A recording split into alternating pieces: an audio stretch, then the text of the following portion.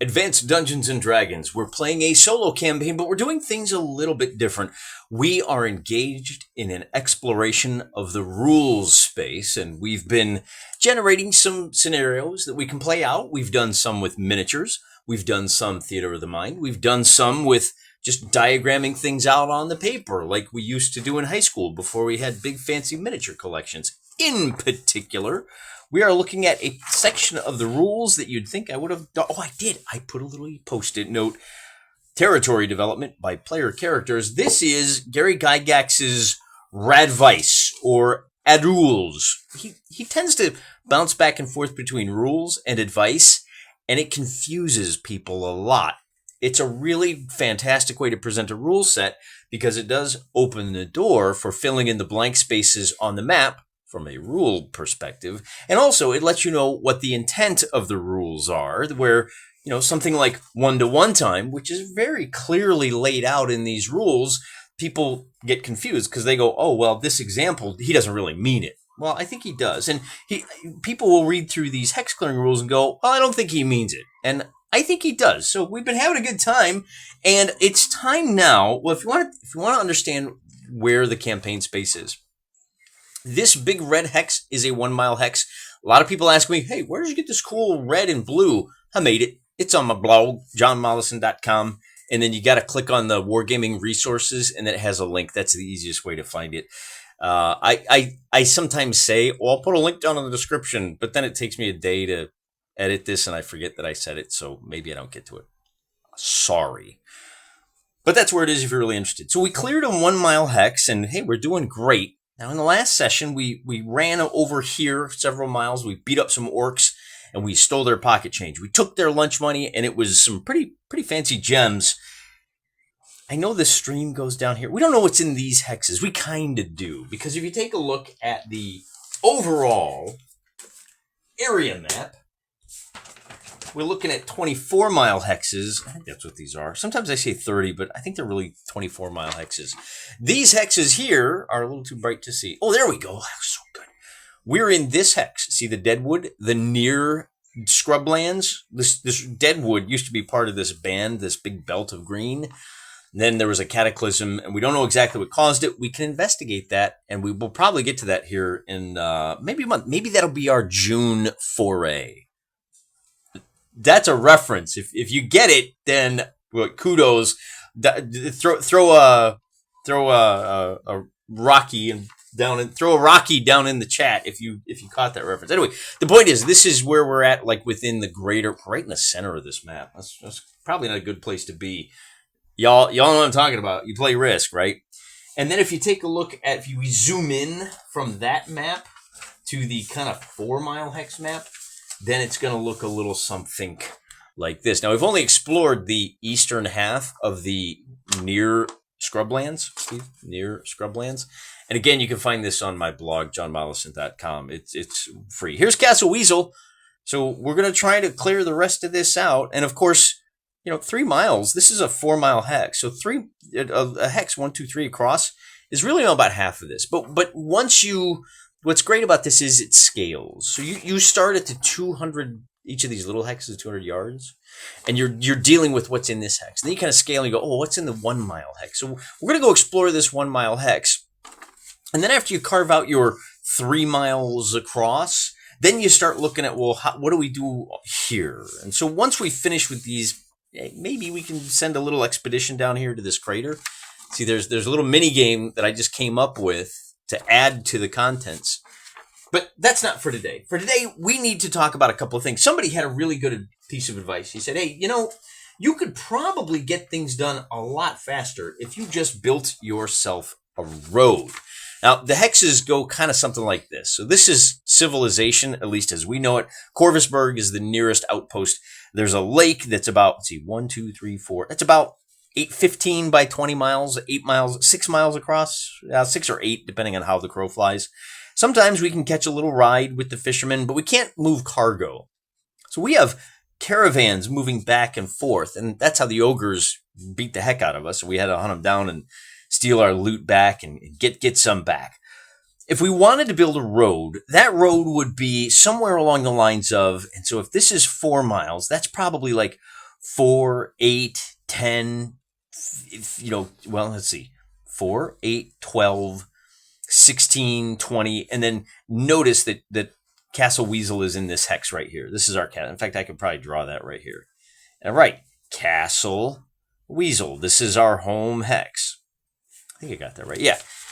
So if you go hex to hex, it's 1, 2, 3, 4, 5, 6, 7. 7 times 4 is, unless my math is wrong, 28. I'd have to build 30 miles of hexes. That's going to cost resources. And the most valuable resource in this game is the friends we made along the way. But we're not going to be able to make enough friends who are willing to do the backbreaking labor, so we're going to have to use the second most valuable resource, gold.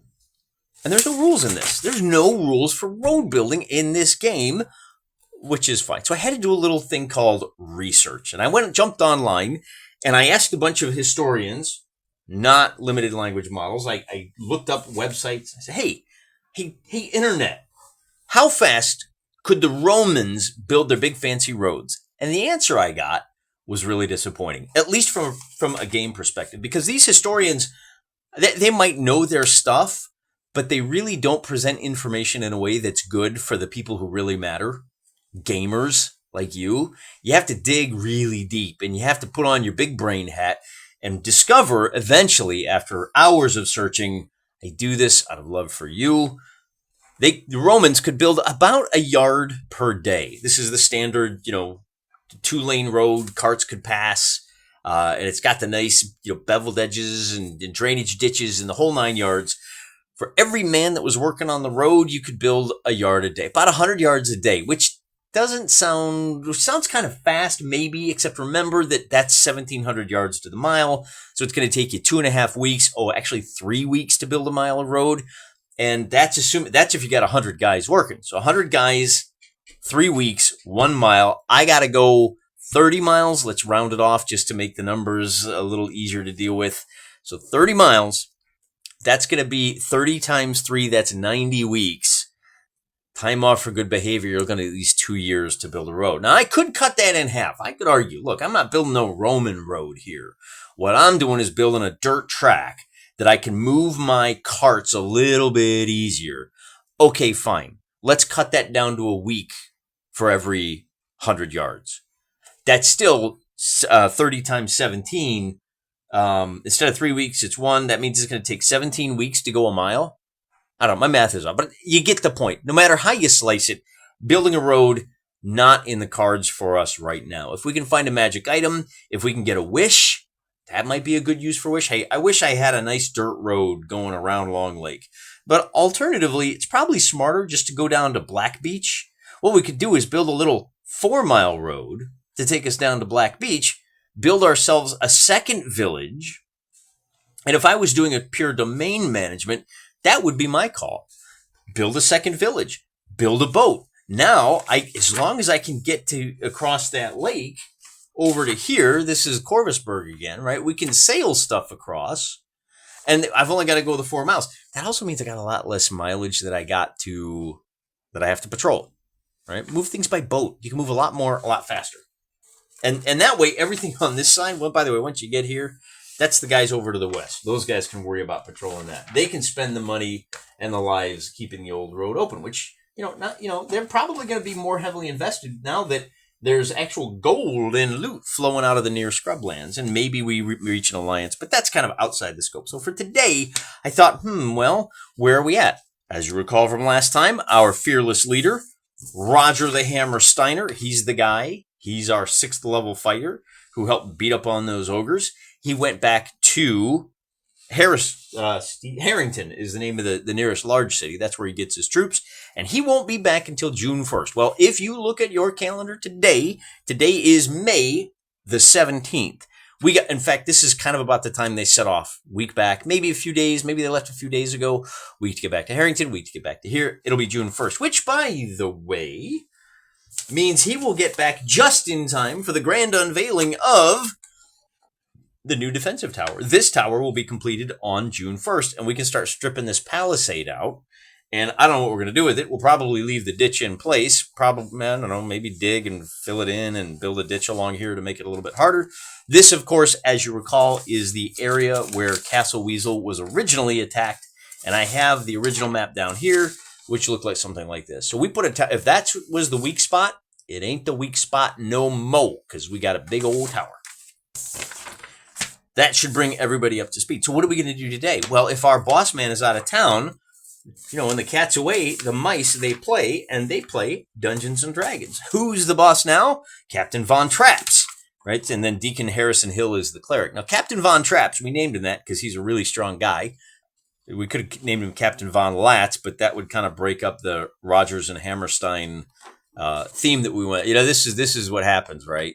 Is my viewers are a bunch of muscleheads, a bunch of gym bros, and they're like, dude, the Steiner brothers, and I'm like, oh, Steiner brothers, okay, that's fine. And then 6 months later, I learned that the Steiner brothers were wrestlers, and I go, you guys, I didn't know they were a wrestling family. And then I watched the movie, and it was fascinating and a little bit sad. But then you put a theater dork like me in charge, and he goes, oh, Rodgers and Hammerstein. We'll go Professor Harry Hill, and we'll go Captain Von Trapp, and maybe he's gonna fall in love with the nun that's raising his kids, and then those kids will grow up, and they'll found maybe they'll be the ones that found the fishing. Anyway, you get the idea.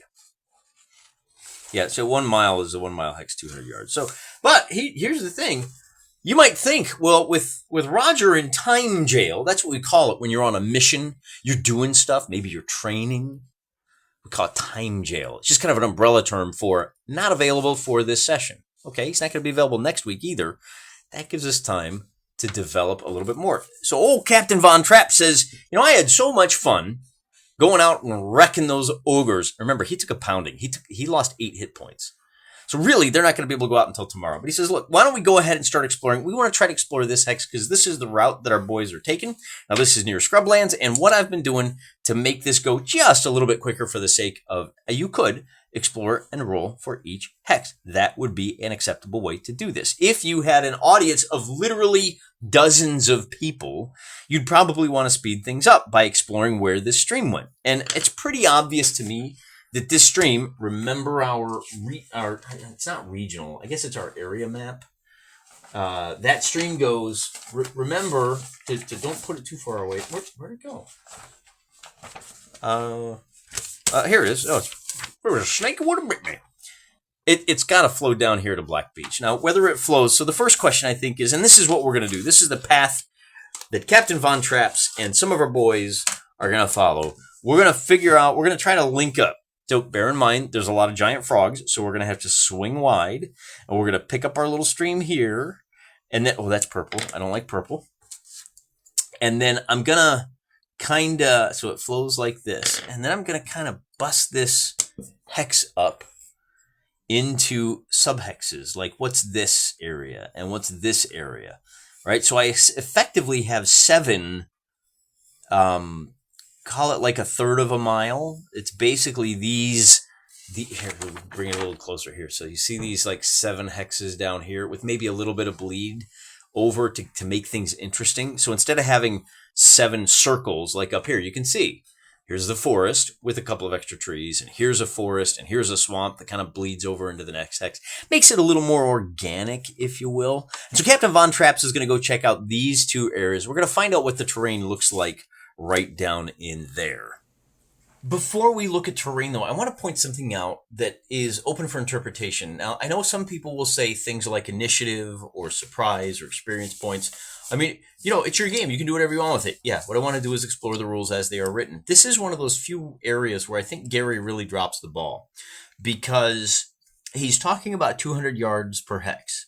He says, check, and then he says, and just like I've shown you, each of these 200-yard hexes, if you line up 9 of them, 1, 2, 3, 4, 5, 6, 7, 8, 9, 10, 11, 12.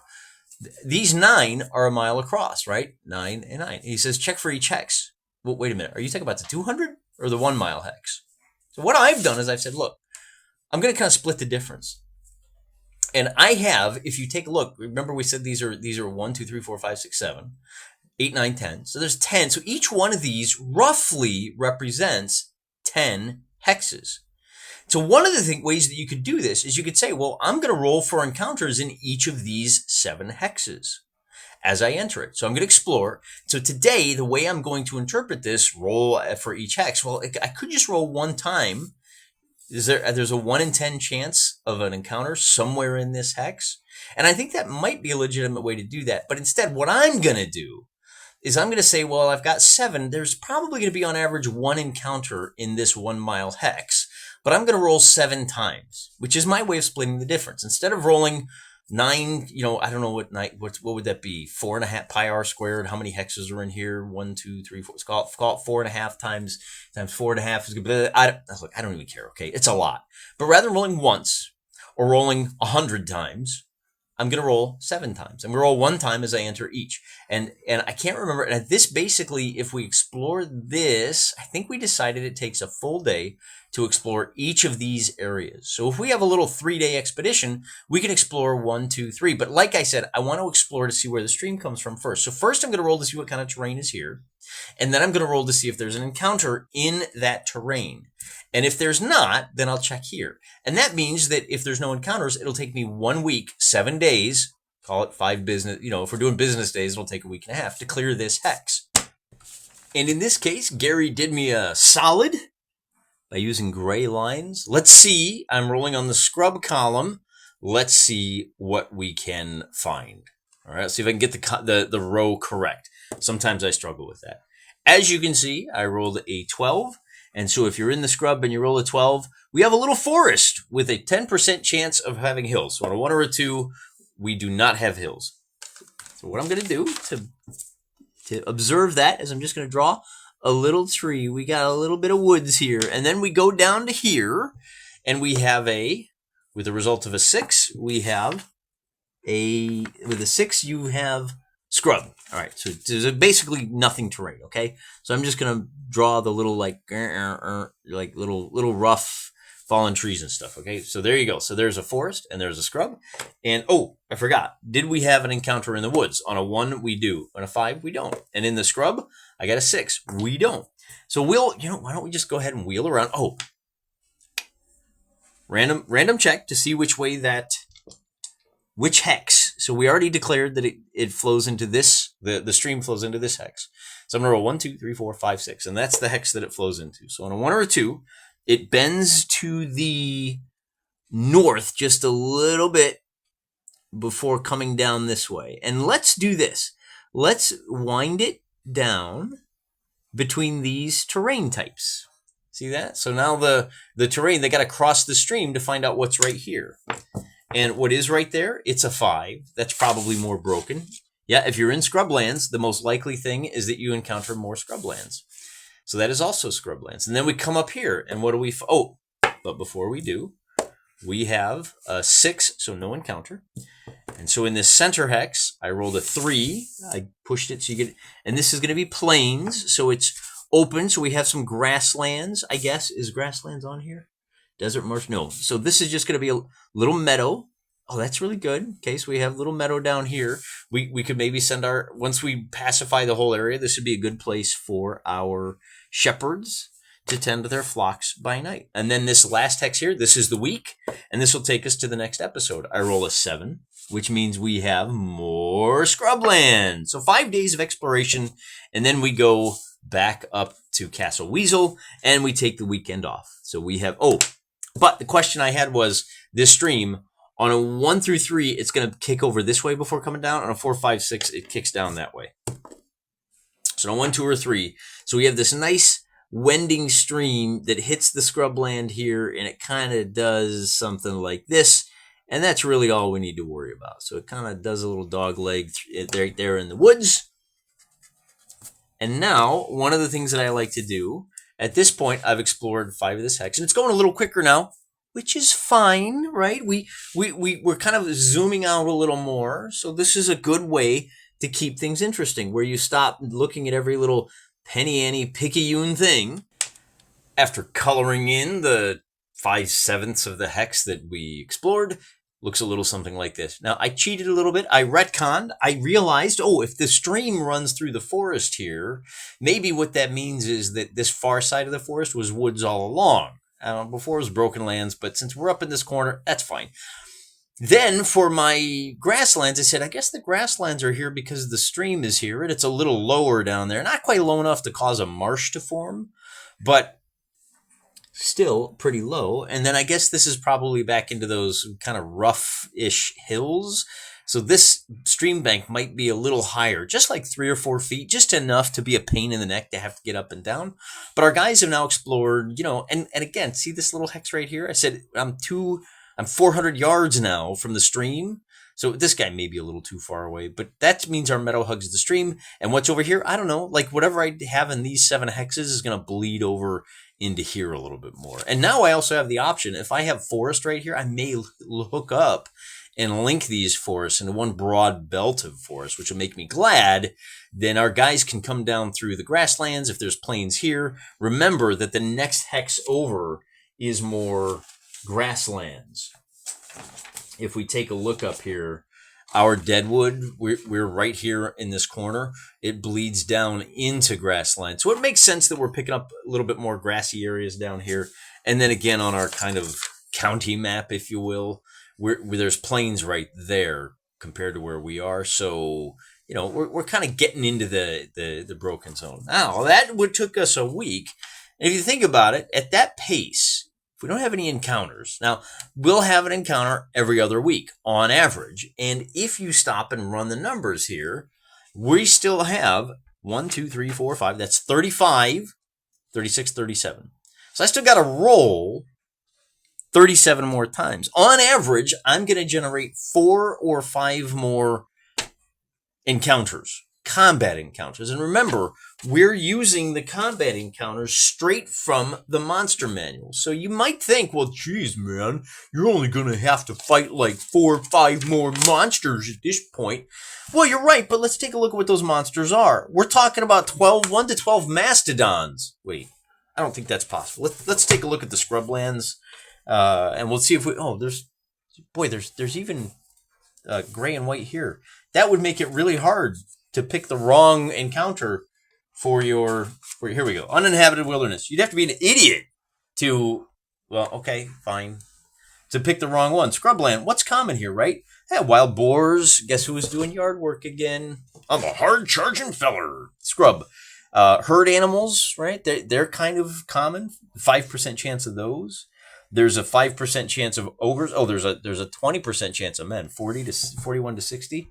And then up here, what else do we have a lot of? There's a 3% chance of porcupines. Porcupines, oh my goodness. Stags, spiders. There's an 8% chance of spiders. 3% chance of, there's actually an 8% chance of wolves. I'm surprised we haven't found any of those yet. But these are not joke encounters, man. If I encounter giant spiders, you saw. Those giant frogs, man, they're not tough, but look, the Otyug is breaking out of his picture box. Did you ever notice there's one of these, I think it's gnomes. I don't know if some of you guys maybe haven't seen this. Some of you kids, you weren't wearing onions on your belt, as was the style at the time. You know what cracks me up about this? That joke is so old, it's a Simpsons reference. If you say we were wearing onions on our belt, which was the style at the time, that's the modern day equivalent of saying we were wearing onions on our belt, which was the style at the time. Quoting The Simpsons is old people joke. Anyway, I just thought that was interesting. I thought it was gnomes, but I don't see it now. GN, they're like messing with me. Is it dwarves maybe, or is it pixies? Hang on, let me find it. Here he is, leprechauns. Look at these pointy-toed little bastards. Hey, leave the Lucrata alone there, fella. What did he ever do to you? Anyway, number appearing 1 or 1 to 20. That's not nothing. So let's take a look at something else. Maybe like lions. If you encounter lions, there's no joke here, man. 2 to 12. These things have an armor class of 5 and 5 hit dice. Mountain lions a little bit smaller, right? Or pumas, they're not so bad. Armor class 6, 3 plus. But man, can you imagine fighting 7 of these things? 5 plus 2? They're tougher than an ogre. A lion could take an ogre in a fair fight. So if you roll up one of these as an encounter, That's a lion den, and you are gonna. There's probably gonna appear most often in the grasslands, right? Chasing those guys out is gonna be a serious ghost in the darkness situation. You know what I'm talking about. So that's why I don't feel too bad about limiting the clearing of my 3 by 3 mile hex, because if you have that many really big guys, it does raise a question of, if it's just 3 miles across, why do I have like 300 to 300 orcs here and what is it, 20 to 200 hobgoblins here? If you were rolling for every one of these, that would get to be a little bit bonkers, right? And even at 1 in 7, you're going to get on average, living a mile away. Maybe if they're in cahoots, but I don't know. Something about that just rubbed me wrong. I think this is probably the way to go. And, maybe they're just passing through is the way you justify it. And maybe we just haven't encountered them. I know people will say, well, geez, what if you get over here and there's a whole like goblin fortress? Well, maybe they're new in town. Like, that's part of the game of the solo game. And that's part of, even if you're gaming with your bros. Wait, there were goblins here the whole time? Why didn't they come and attack us while we're building our castle? And the answer is, they weren't there the whole time. They saw you building the castle and they thought, this looks like a nice neighborhood. Why don't we move in?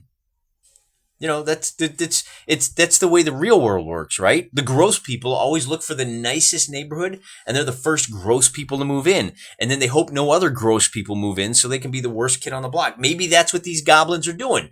And if they do move in, you know what we're going to do? We're just going to keep on gentrifying until this place is super nice. That's how guys like Roger Steiner, that's how my people roll.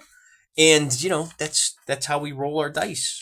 So, no real combat this time. A little disappointed, but maybe next week we can do another episode and we'll finish this hex off, or maybe we just decide, let's go 1, 2, 3, 4, 5.